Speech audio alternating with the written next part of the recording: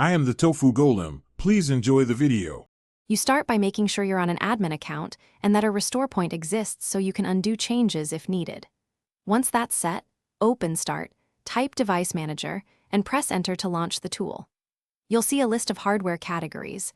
Expand the category for the device you want to update and look for a yellow warning icon or an unknown device.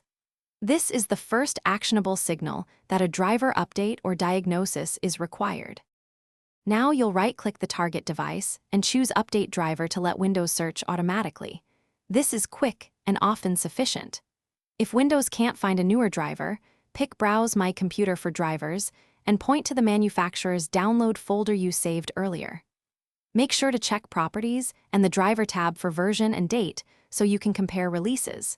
This helps you decide if a manual install or a rollback is a better option. Keep an eye on compatibility warnings during the process.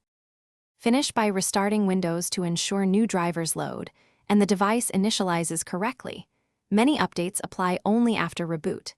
If something breaks, go back to Device Manager, open the device's Driver tab, and use Rollback Driver immediately to revert to the previous stable version.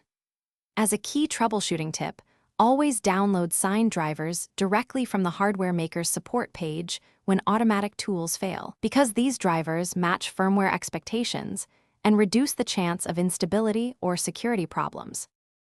Thanks for watching. Consider subscribing if we helped you today.